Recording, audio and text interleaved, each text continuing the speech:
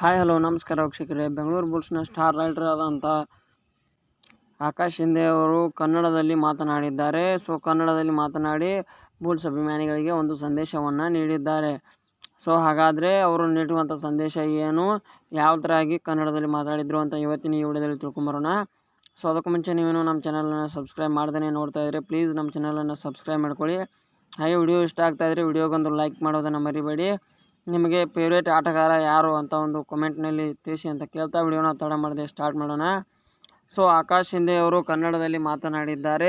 ಇವಾಗಿನ ಒಂದು ಜನ್ರೇಷನ್ನಲ್ಲಿ ಕನ್ನಡದಲ್ಲಿ ಮಾತಾಡೋಕ್ಕೆ ಒಂದು ಈಗಿನ ಕಾಲದಲ್ಲಿ ಬೇರೆ ಒಂದು ಲ್ಯಾಂಗ್ವೇಜ್ನ ಆಟಗಾರ ಆದ್ರೂ ಸಹ ನಮ್ಮ ಬೆಂಗಳೂರು ಬುಲ್ಸ್ ಟೀಮ್ಗೆ ಬಂದುಬಿಟ್ಟು ಕನ್ನಡದ ಒಂದು ಅಭಿಮಾನಿಗಳಿಗೆ ಕನ್ನಡದಲ್ಲೇ ಮಾತಾಡಿದ್ದಾರೆ ಅಂತ ಹೇಳ್ಬೋದು. ಅದು ಏನೇನೆಲ್ಲ ಮಾತಾಡಿದರು ಅಂತ ನೋಡೋದಾದರೆ, RCB ಕಪ್ ಗೆದ್ದಿತ್ತು. ಅದರಲ್ಲಿ ಹೆಚ್ಚು ಯಂಗ್ ಪ್ಲೇಯರ್ಸ್ಗಳಿದ್ದರು. ಇವಾಗ ನಮ್ಮ ಬೆಂಗಳೂರು ಬುಲ್ಸ್ ತಂಡದಲ್ಲೂ ಸಹ ಯಂಗ್ ಪ್ಲೇಯರ್ಸ್ ಇದ್ದಾರೆ. ನಾವು ಸಹ ಕಪ್ ಗೆಲ್ತೀವಿ ಅಂತ ಹೇಳ್ಕೊಂಡಿದ್ದಾರೆ. ಹಾಗೆ ಲಾಸ್ಟ್ನಲ್ಲಿ ಈ ಸಲ ಕಪ್ ನಮ್ಮದೇ ಅಂತ ಒಂದು ಘೋಷಣೆಯನ್ನು ಸಹ ಹೇಳ್ಕೊಂಡಿದ್ದಾರೆ. RCBಯ ಒಂದು ಏನು ಈ ಸಲ ಕಪ್ ನಮ್ಮದೇ ಅನ್ನುವಂಥ ಒಂದು ಏನು ವರ್ಡ್ ಇತ್ತು ಅದನ್ನು ಆಕಾಶ್ ಶಿಂದೆ ಅವರು ಕನ್ನಡದಲ್ಲಿ ಈ ಸಲ ಕಪ್ ನಮ್ಮದೇ ಅಂತ ಹೇಳ್ಕೊಂಡಿದ್ದಾರೆ.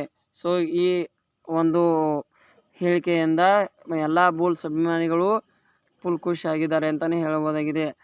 ಇದಾಗಿತ್ತು ಇವತ್ತಿನ ವಿಡಿಯೋ. ಇದೇ ಥರ ಸ್ಪೋರ್ಟ್ಸ್ ಇನ್ಫಾರ್ಮೇಷನ್ ವಿಡಿಯೋ ಬೇಕು ಅಂದರೆ ನಮ್ಮ ಚಾನಲನ್ನು ಸಬ್ಸ್ಕ್ರೈಬ್ ಮಾಡ್ಕೊಳ್ಳಿ ಅಂತ ಕೇಳ್ತಾ ವಿಡಿಯೋ ಮುಗಿಸ್ತಾ ಇದ್ದೀನಿ. ಜೈ ಹಿಂದ್, ಜೈ ಕರ್ನಾಟಕ ಮಾತೆ.